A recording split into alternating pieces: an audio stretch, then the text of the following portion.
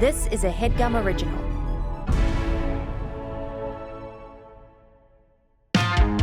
Jake and Amir, two Jews that you can't forget. In 2010, they were big on the internet. And all things considered, their success is more than fair. Now here's one more effort for only positive motivations, they swear. Another podcast, each app different from the last. It's the Swiss Army knife of shows. Meet your two emphatic hosts. Whoa, you shrunked. Where'd you go, dude? What if I did the podcast down here? Then the audio would be bad, and so would the video. It would be a bad episode. And now you're back, and it'll be fine. Just a silly idea to start the episode. Nothing like... Yeah. It's not that personal. Right. Let's try to have fun, but let's not go overboard.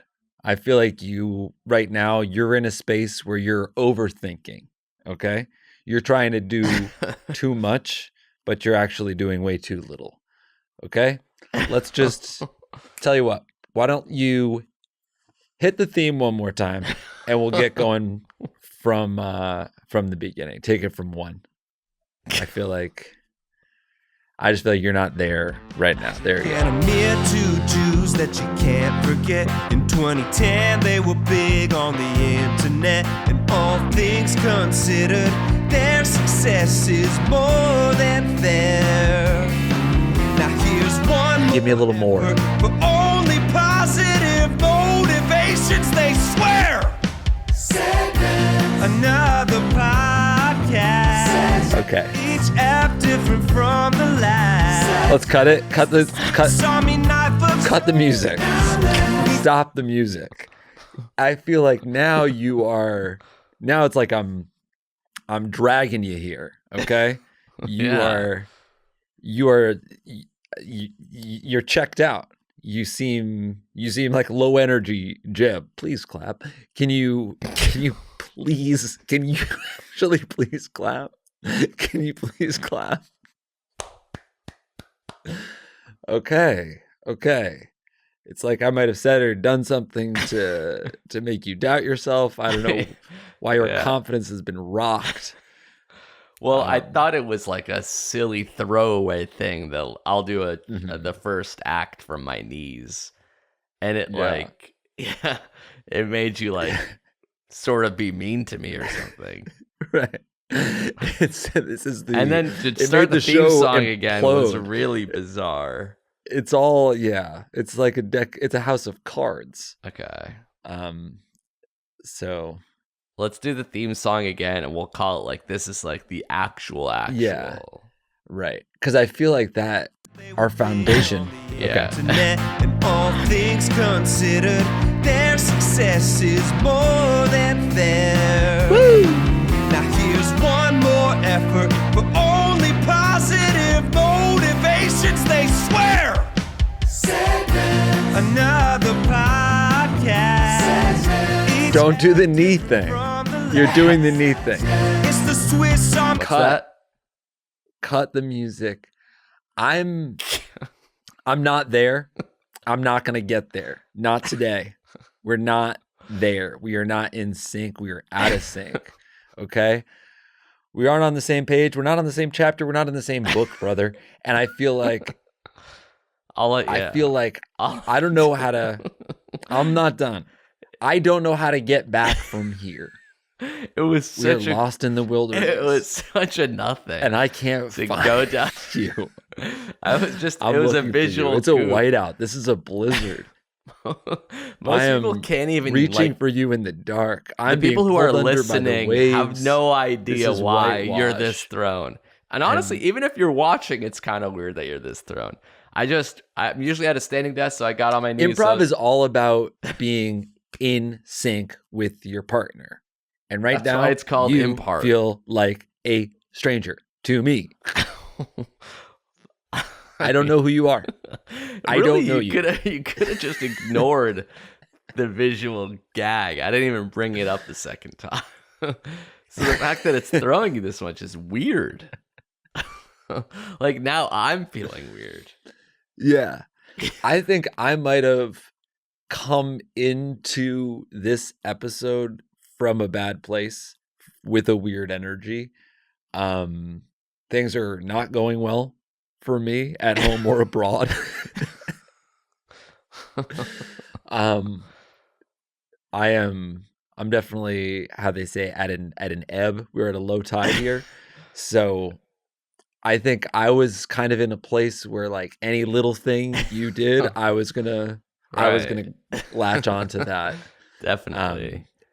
And kind of use it as an excuse for me not feel it. So, meet your two emphatic hosts. Yeah. Welcome to segments, everybody. Welcome. Wow, do we have a fun one in store for you today? Hell we'll yeah. start the actual episode here. All right, yeah. Perfect. I love that. Thank you. First one is one we've played before. It's a photo-based game, so we'll try to be as verbal about it as possible for the audio-only listeners. But if you're around a computer, slide into YouTube so you can play along. Right. And the game New is tab, new window. I'm gonna share my screen and show you a slice of photos, and you slice of life, and you have to tell me, where is this photo from? Okay. Let me try to share my screen to the point where you can't see all the I'll shut my eyes. All the porn, the images. Yeah, all the smut. Okay. You do not look yet, okay? You know that, right? Yeah, my eyes are shut. Okay. What do you see now? Nothing. You don't see my screen. Oh wait, I can click on a new tab to look at your screen. Okay. But you just see the slice, you don't see the full. Right. I do not see the full. I see you've titled it one slice. Yeah, one. So this is picture one slice. Okay. And this is a picture of Jake grimacing, brimming with either joy or pain, showing he's biting his lower lip and his eyes are closed and his skin is red. Can you tell if you're in joy or pain, and can you remember what this photo is? No, I cannot. This is finally, you've done it. When you zoom in on just my face, I don't actually know, I guess. Yeah, there's no context. I'm young.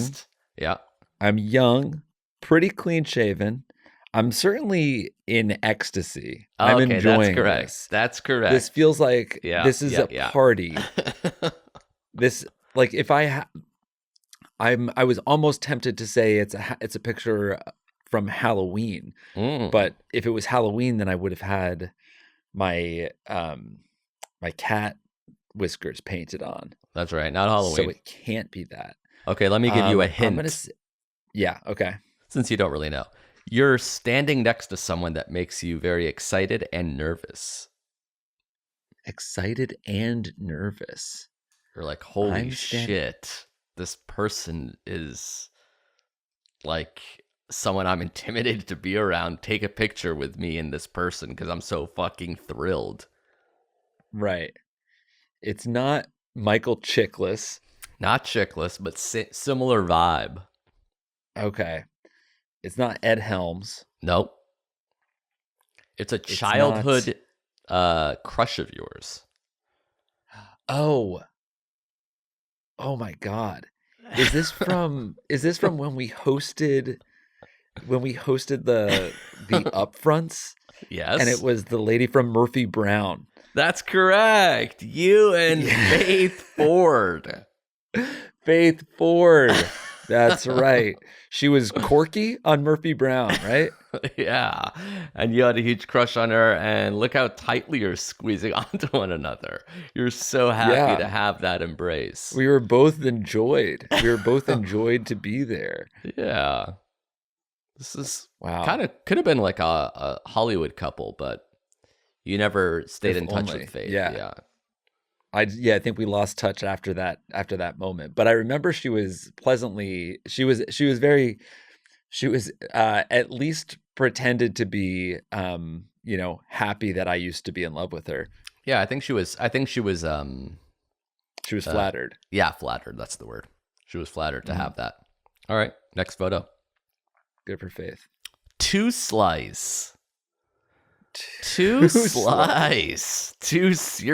This is Jake looking pale and young in a suit. Mm-hmm. I am pasty. I am ugly. I have wispy sideburns, and I am clean shaven. I am in a black tie. And it is not optional. Black tie. I think this is at a cemetery in Canarsie when we shot like Comment Graveyard or there. Oh no, it was font.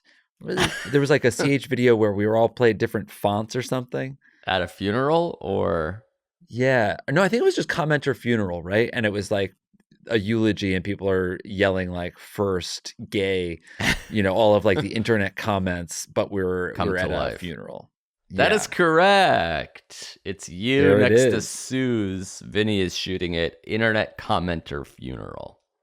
And we are standing next to somebody's actual graves. Mm-hmm. That seems messed up now that I think about it. If I buried anybody or if I get buried, I would want to like speak with the cemetery and be like, do you ever rent this out for film shoots?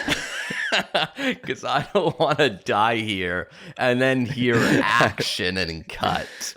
Yeah. I think I'll toss and turn in my grave if Sam Rush comes to direct something here.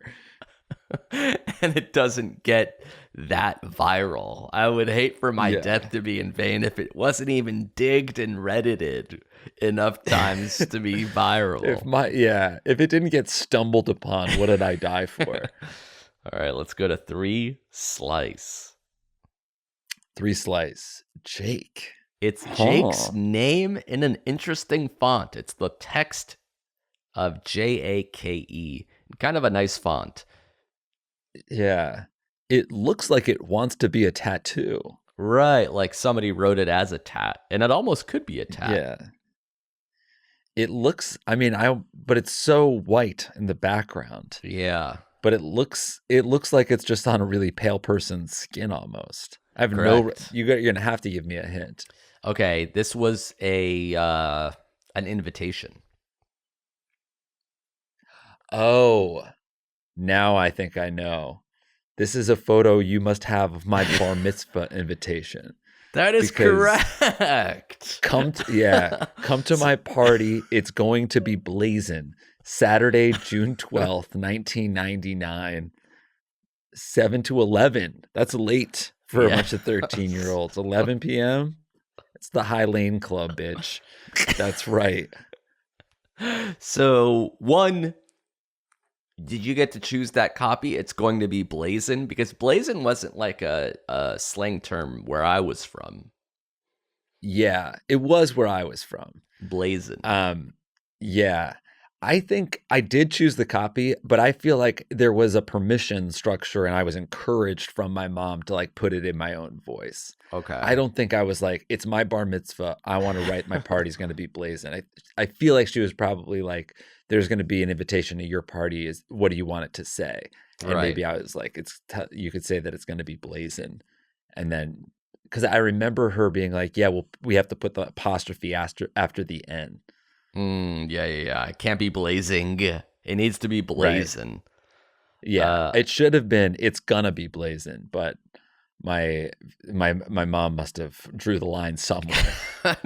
And do you know why you waited until you were almost 14 to have a bar mitzvah? You didn't want to do it upon turning 13. It took you a while to learn the Torah portions, or that decision was not made free by you. It wasn't. Yeah, that was not really. I think there were a lot of kids in the class, and maybe we wanted it closer to the school year, but didn't want to do it too early. We preferred to do it later. Got it. Were you the type of August birthday that you were like the first person to turn that grade, or were you like the youngest? Like everybody had already turned 14, and now it's Jake's turn. I was always the older person in my grade. Got it. Which supposedly is really good for like sports and stuff, but I don't know if you took advantage of that. Didn't. No, I did not. Yeah. I was actually the athletic director's assistant my senior year of high school instead of playing a sport. So, and the High Lane Club, Country Club, what are we talking there for the venue? Yeah, it's one of the many little country clubs that Connecticut is dotted with. It's not as fancy as some might say with a golf course, but it's got a few tennis courts. It has a pool. That was our childhood club. That's cool. All right. Slice 4. It's a really small, blurry image of either you Yeah. or Micah, really, giving a thumbs up. I actually know this one very well Okay. because there was for a time this was my Hinge picture. Okay, so what is it? This is me. I believe it is in Portland. I think it's in Portland, Oregon. But I climbed a crossing sign, a walk, don't walk sign. And I am leaning out, giving a thumbs up. Maybe it's Los Angeles. Let's see the full picture. It says Southwest Washington Drive. That almost looks like DC or something, but maybe I'm just being inception by I'm pretty sure it's Portland. You got up there. Southwest Washington. Yeah, I was. This is actually a lot higher than I thought it was going to be. You're pretty wasted too. I was absolutely trashed when this happened. Yeah. This was a dangerous habit that I got into in my early days of rock climbing, when I would just see anything and if I was drunk, I'd be like, oh, I could climb that.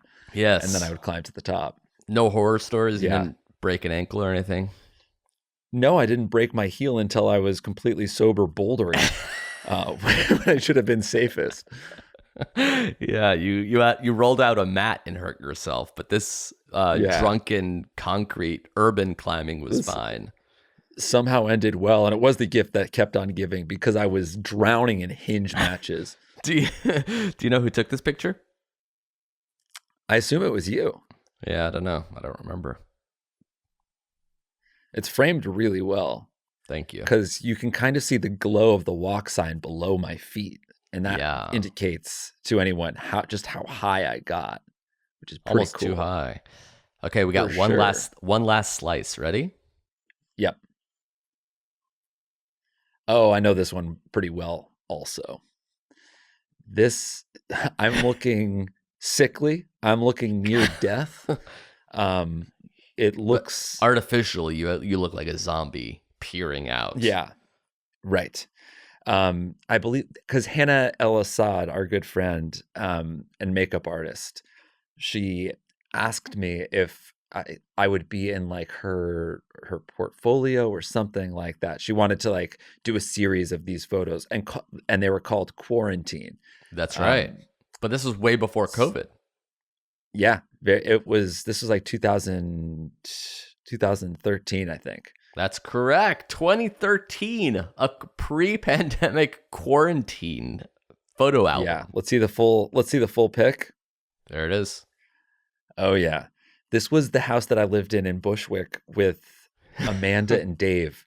We called it the Shrubbers. It was like it's a big carriage house that is like covered in vines and shrubs. So you can see the shrubs kind of taking over. It definitely looks like a zombie movie because it looks like the vines are growing in me like a virus. Do you remember how much you paid for rent in this? It was a pretty big house. It was, but I don't think it was that cheap. Like I think we split it. I think it was $4,500 and we split it 3 ways. Oh wow. Does anybody? So what is it? Wait, what's that? What's 4,500 divided by 3? 1,500 each. Yeah, that's about right. And so that is kind of expensive, but it was a full ass house. Like there was 2 bedrooms and a bathroom upstairs. Downstairs, there's a living room, kitchen, and another bedroom. I remember the lighting was poor. It was very dark because even the windows had, like you see, vines growing over them. Yeah. It was not open floor plan. It was not a well taken care of house. It was very cool. It was a really cool house. It had a lot of character, but the heat broke for like a month one winter. There were water bugs in the basement. The basement was cool. It was like a 1970s basement. It was like wood paneling everywhere. There was a fridge down there. And then there was this back room with the laundry and then storage. But in the storage room, there was like half a dozen knives, like sharp kitchen knives just stuck in the ceiling. So it was very creepy. And there was a shower down there. That was where Dave showered. We recorded a podcast there a few times too. Yeah. We in the basement. It was actually decent for sound recording. Yeah, because everything was so moldy and dank. It was almost like a soundproof studio. We put a couch down there. And we basically had to break the couch to get it in through the Bilco doors, and I guarantee you that it's still there. All right, that was it. That was Slice v Life. Slice v Life. It's a good segment name, actually. Thank you. Thank you to DraftKings for sponsoring this episode of our show. Hey yo, DraftKings. The NFL is back. That's correct. And the best part of football season is checking out the post-game stats. I want to know which wideout scored more than 2 tutties, which QB threw for less than 350 yards, and if you think you can pick who will do what before the kickoff, then you should play Pick 6 from DraftKings, which is an official daily fantasy partner of the NFL. Wow. So if you like watching football, and it sounds like you do. I do. Yeah, I do a lot. This can really heighten your joy. That's right. I grew up a Raiders fan. And now I'm just a fan of the league in general, but I still have... You're a fan of gambling. Yes, you're a fan of gambling in general. Yes, and I do have an affinity for the silver and black. So if you like football as much as me, which is not likely because I do know a lot, like do you know what a nickelback does in a cover 2 defense, or like do you know what a play action pass is? Like these are like some advanced things that I know that you wouldn't necessarily I basically know run and Hail Mary. You actually know both of those? Yeah, running is when you run, and then a Hail Mary is when you chuck it, right? Damn. I think you should download the DraftKings Pick 6 app. Select between 2 and 6 players. I have a sure thing for you to put some money on. You select between 2 and 6 players and choose if they'll have more or less of a stat. It's that simple. And for all first-time Pick 6 players, check this out. New customers play $5 on your first pick set and get $50 in Pick 6 credits. Whoa, very cool. Download the new DraftKings Pick 6 app now and use code SEGMENTS. That's code SEGMENTS for new customers to play $5 on your first pick set and get $50 in Pick 6 credits only on DraftKings Pick 6. The crown is yours. There you go. Anything to add? Yeah, I was going to say, gambling problem? Call 1-800-GAMBLER, and help is available for problem gambling. Call 1-888-789-7777 or visit ccpg.org in Connecticut. Must be 18 plus. Age and eligibility restrictions vary by jurisdictions. Pick 6 is not available everywhere, including New York and Ontario. Void where prohibited. One per new customer. Non-withdrawable Pick 6 credits expire in 6 months. Limited time offer. See terms at pick6.draftkings.com/promos. There it is. Thanks, DraftKings. All right, welcome back. Oh, yeah. Actually, if it's okay with you, I sold a few ads to fuck me. Not really dynamically inserted, but has to be baked in, read by you. Yeah. Great. We should be getting a higher CPM. I don't know what you're selling these for. These ones are in pretty good disruptive. faith. What does that mean? So that means we are pay per transaction, but not from this ad, but for future. That doesn't sound like good faith at all. It's a proof of concept that we can move units, and then that would sort of put us in good standing with the guy that was able to sell me these ads. So these are So these are ads that we're doing on spec, basically. That means for free. And then if they do well, we'll get paid to do another ads in the future. But okay, fine. These are cold read, so like try to, even though you haven't actually read these before, put your entire her wussy into it, as they say. What do they say? Put your whole her wussy behind it. It's sort of a her wuss pussy into it. Yeah, okay. Got it. Okay. Oh no, I'm gonna come. What? I hate that you play the straight man in these. I know, and I don't even write these. It's just like the way the cookie crumbles. All right. From the top. Oh no, I'm gonna come. What? Come down after learning about this exciting offer, that is. Calm down or come down? What's the biggest savings you've ever made? Huh? Why are you always so confused? Percent wise, like this percent off a retail price. I don't know, man. 80, 90. So how would you like 100% off? Is there a product on earth you wouldn't eat for free? Sure. Plenty of them. Okay, what if it had 3,000 adaptogens? Just tell me the product. Now you're asking the right questions. Gunk is 100% microplastic free and also just free. The secret is in the pudding. Each junky wet ball of gunk is designed to be consumed without chewing. The secret is that it's about as big as a kiwi, but so soft you can swallow it whole. And even though you can't breathe for like 1 second, 2 seconds tops, the feeling of relief you get once it gets past that initial gasp is a little euphoric because it convinces your brain you probably should have died. It's so green that it kind of looks black. That coupled with the adaptogens makes Molly look like PCP. Curious how we can deliver something so wet? Not really. I mean, people order water and that's really wet. Well, you shouldn't be. I mean, people deliver water. Oh, God damn. I mean, people deliver water and that's really wet. So don't delay. Order today and use coupon code JakeGunnaNut for 50% off. You said it was 100% free. 100% microplastic free, you Jew. No, you said free. You said free twice. And then you wrote for me to say, no, I didn't write this. Really someone wrote for me to say, are you really a Jew right now? I mean, I am, but you did say free. So we'll see you at the gunk. That was good. That wasn't good. That was hard to get through. That was nothing. And I didn't get paid for it. I kind of like the idea, though. The idea of like swallowing something like that and having that be as part of the process. I mean, self-asphyxiation, isn't that what it is? Yeah, it's just like the gasp that really, it's a surge of oxygen that makes your brain happy. I don't know. Could be good. So there's something could be there. Worth it. Okay, do you want to read this next one? Yeah, who else is this episode brought to you by? You think you're better than me? No. Because you go to therapy? You think you're better than me? I said no. What if you went to me instead of therapy? Maybe I could figure shit out. And you wouldn't have to pay all that much because I'm kind of stupid. I wouldn't pay to see you. $5. And you can just unload your issues. That's not worth it? No. You'd have to pay me to tell you my issues. How much? $20. Deal.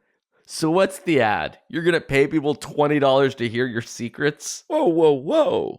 Let's meet in the middle. What? I said $5 to talk to me. You said $20 to you. Let's do $7.50 from me to you, $12.50 away from both of our first offers, and I give you therapy. You know BetterHelp? Yeah. Really? Shit. You were hoping I didn't know BetterHelp? Well, this is Better Her, as in... Better Hurwitz? No.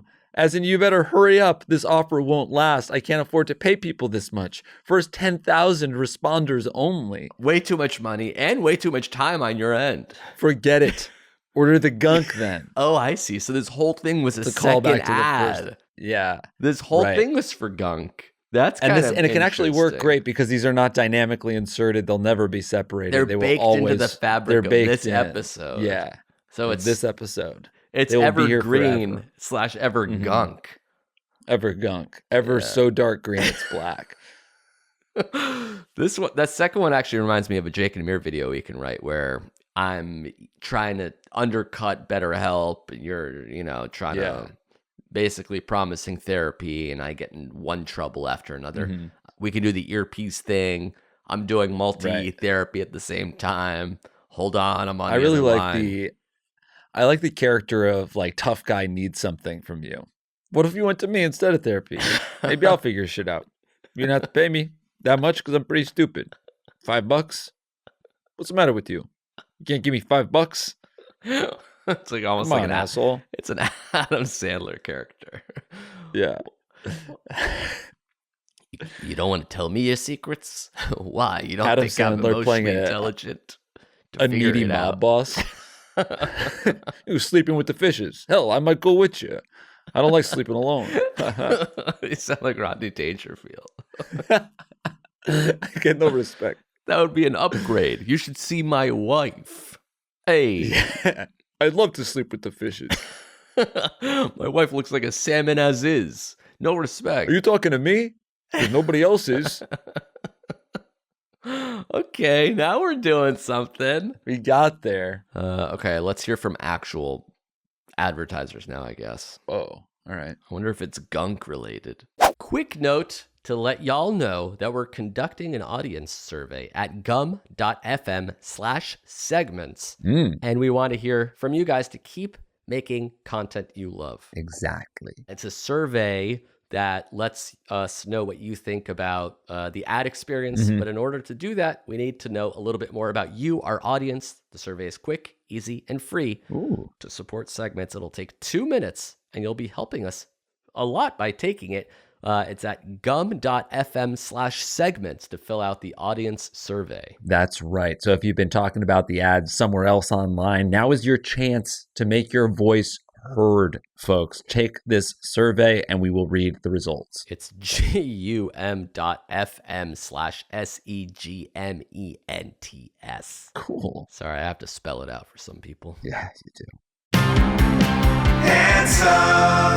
All right, we're back. Hey-ho. One last segment to rule them all. So something kind of interesting came up a week or two ago where I don't remember. I think it was like making the rounds on social media or something. And maybe it's one of those things that does every once in a while. But the concept was of an inner voice. Okay. And some people in the world have an inner voice and some don't. So the inner voice being like a monologue or like something narrating your day or things that you say or you're doing in your head.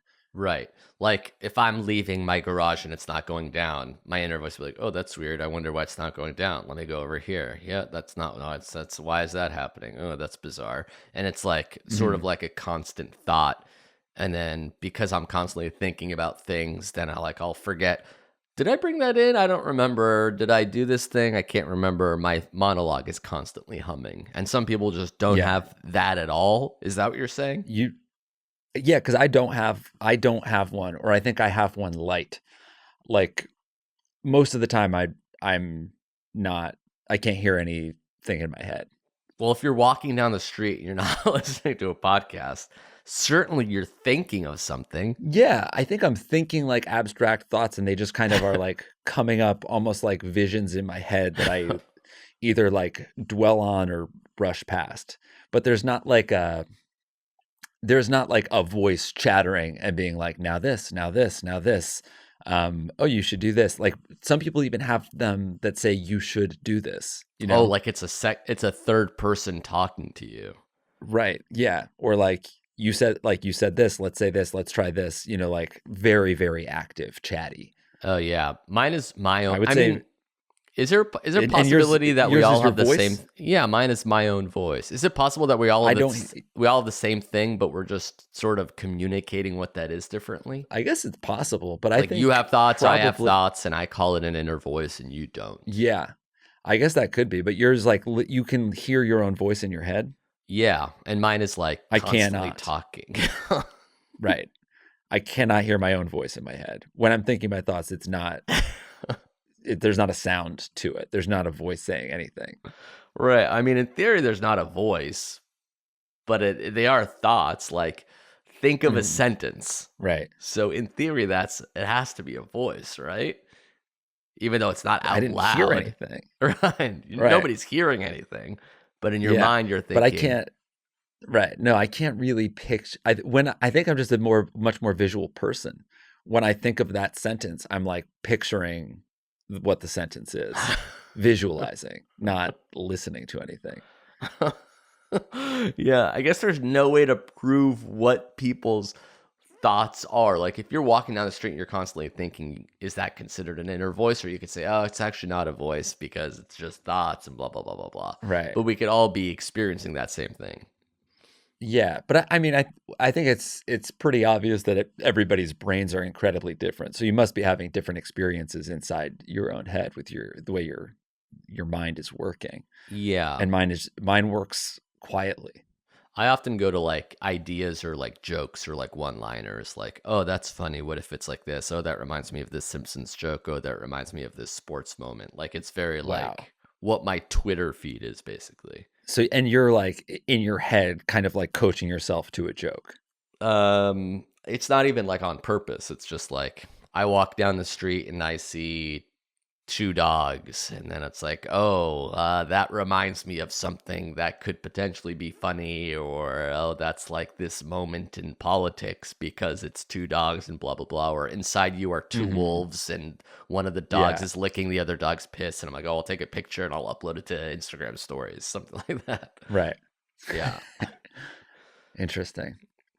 And as far as the voice, it is that of Gilbert Gottfried. So every thought starts with Affleck. You should take a picture of those dogs. Inside you are two wolves. Sounds like hell. They're 69. Yeah. See, why did somebody bring that up? I've had this conversation with a bunch of people, and it seems like more people have the inner voice than don't. But you have OCD, which is an inner voice, is it not? Where you're like, I better touch this. I better adjust my shoe. I better touch my car. Isn't that an inner voice? Yeah, I guess in a way, but it's not. I'm like compelled. It's just compulsive. Like I visualize something happening, and then it has to happen to like fulfill it's destiny. Some like scratch in my brain that is like, oh, you have like just touch. You have to touch this, or you didn't touch that. I guess maybe, and that's like when my voice does come up. Like sometimes, if I really need to focus on something. I can kind of like, I don't know. There's some version of like, a thought in my head, but it doesn't sound like a voice. There's not like it's not like you can envision your words. But yeah, I'm afraid like this conversation is that of like people not knowing how to articulate the thoughts that are going on in your head. Like, can you imagine a smell? Like, can you close your eyes and imagine what chocolate chip cookies smell like? Not really, but sort of. Yeah. You would know it if you smelled it, but I don't know if you can create the smell in your brain right now. Yeah. There are some people that like without seeing an apple in front of them, they can't picture they're like, oh, I would know what an apple is, but I can like picture an apple. I can picture that in my head. That's right. I think I'm more visual. Can you picture a song? Can you listen? Can you hear a song in your head? Yeah. Yeah. For sure. Yeah. Of course. Sure. Yes. And you can think of there's a movie stuff happening or a person. In there. It's just not in any discernible order where there's like, I almost think of it as like there's like a person, there's like another voice in there directing, being like, you can do that, like this, do this now, think of this. And there's no one at the wheel up there. Interesting. Yeah. What if you? So I can tap in and make things work, but nobody is driving. What if you stub your toe and you're alone in the house? Do you yell "fuck" or do you just go and like sort of scream it in your mind? I think I would make a guttural noise if I was in pain, but not if I was like, if I was really frustrated, I don't think I would be like, fuck. I wouldn't be audibly mad. What if you're alone by yourself? Do you ever talk to yourself? Like, where the hell is that thing? Where could it be? Quite infrequently, but I think I have more like when I'm driving, I'll like, somebody will cut me off and be like, nice move, dude. You know, something like that. Do you honk when I get cut off? Like, do you honk out of anger or do you only honk out of like, oh my God, this guy's about to hit me? I honk in my head. See, and it is Gilbert Gottfried. I'll honk angrily. It like depends. If you're at a four-way stop and everyone keeps going, would you be like, hey, I'm going now? No. I honk I try to do like a really, really light tap if I see like a light changed and somebody is clearly texting or something. I'm like, I'm not in a huge rush, but I just want to like let them know the light screen. So like really, really light. Yeah. Last week, somebody with like a tractor trailer pulled on from a stop into a lane on a highway as I was like, I had just merged and there was somebody coming in from my like blind spot, and it was insanely dangerous, and there's somebody following close behind me. So I had to like, you know, I laid on the horn to like let them know that I was coming, and then I kept laying on it as I passed them, because I'm like, you want them to feel bad. Yeah, it was like exceptionally dangerous. So I can honk out of anger for sure. What about you? Yesterday, I try not to honk at all. Like, I'm just completely silent. But yesterday, me tried to merge to the left, a car to the right tried to merge to the right, and it was occupying the same lane. And I didn't see him because he must have been like a little behind me and trying to go into the lane. So like we almost hit each other, but I just got into the lane and he honked at me. And I'm like, we both have the right of way to the lane. Like, someone's going to get the empty lane. Yeah. And now we both tried to get into it at the same time. And then he's like honking at me. I'm like, I honk at you too then. If you think I was in the wrong open lane, I didn't see you. That's true. You're right to honk at me for that. Right. But it wasn't a honk of like, whoa, watch out. It was like a, hey, that was me. Honk. I'm like, that empty lane had my name on it, dude. Yeah. What are the rules there if two people are going into the same lane?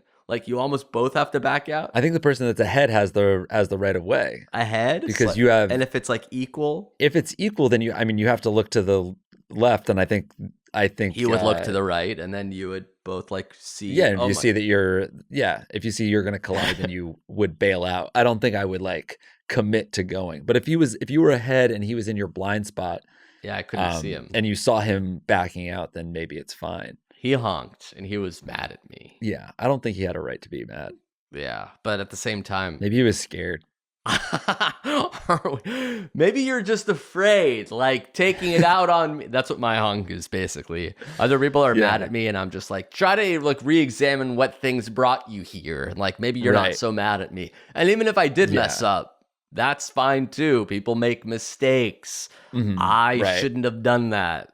There should be an apology. I got to reprogram to just yell out, "You must be going through something," or "I'm sorry, I didn't mean to do that." Obviously, we're all trying our best here, but there's a lot of fast-moving cars. No accident. We should have we should have problem. different buttons. Yes. Have you taken, last question, then we really got to go. Sure. Have you taken a Waymo / would you take a Waymo self-driving car? I guess it depends. I would depend on where I was going. I don't think I would want to take it like to the airport. Because you fear it? Yeah, a little bit. I don't think I would take it with like Jillian. You think it's too risky? Yeah, I would take it across town by myself.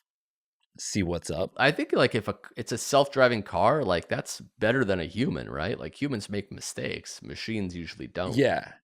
No, I've definitely had Uber drivers that were like watching TV on their phones and like gone in taxis where where people are absolutely insane. Right. People are high when they're driving you for sure. So yeah, no, I've been in more dangerous driving situations than a self-driving car, but I think it would be hard for me to relax. Well, maybe at first, and then as we get more and more used to it. Yeah. I'm sure it's the exact type of thing that I'll probably be like very fine with in like 10 years. I'll like request a car, and if it's a driver, no, I won't care. Yeah, it'll be like how there was manual cars and automatic cars. Now it'll be like self-driving cars and cars you actually have to drive. Oh, sorry, man. I thought you were a robot. How's your day going?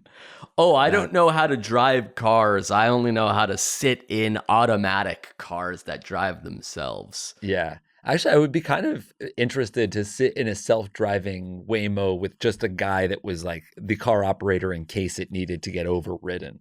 Interesting. So an autopilot setting. That's almost like a Tesla. Yeah. Teslas have that autopilot. I hate riding in Teslas, though. Why? I don't know. There's something about them that makes me dizzy. Interesting. And if you get into a Tesla, is your internal monologue be like, uh-oh. Yeah. I'm kind of dizzy right now. Oh, that's interesting. If I'm dizzy, I think my internal monologue is just like, whoa, ugh. You know? No voice, just noises. Yeah. It's very blank up there. I don't understand how anybody has like A voice would stress me out so much. Not if it's your own voice. Or is it all just the same? We're all thinking thoughts, and some people call it a voice and some people not. It's impossible to prove. Yeah, I guess so, but I think it's different. All right. Do you have an internal voice? Don't let us know. I can't do anything with that information. Care. Yeah. Yeah, it's hard to explain. I can barely understand if I do. So I don't need any more information than that. This is our last episode before our live show. So if you're in Philadelphia on Friday and New York on Saturday, tickets might still be available at headgum.com/live. Right on. I got to write some poems for those shows. Yeah, dude. They're going to be fucking insane. I want to make they're going to be blue. I want to make everyone cry and sort of hard. It's going to be an erotic poem about coming and death. It'll make PCP look like Molly or whatever the hell you said. That was so fucking offensive. Yeah, right. And for more of us, you can check out our Patreon, patreon.com/JA. We're talking about the Premier League. We're watching Jake and Amir videos. We're occasionally writing Jake and Amir videos. That's true. It's very true. Talking Tottenham, talking shop. It's all going down on patreon.com/JA. Thank you for listening. Thank you for watching. And we'll be back on Monday. Bye, everybody. See you then. That was a Headgum original.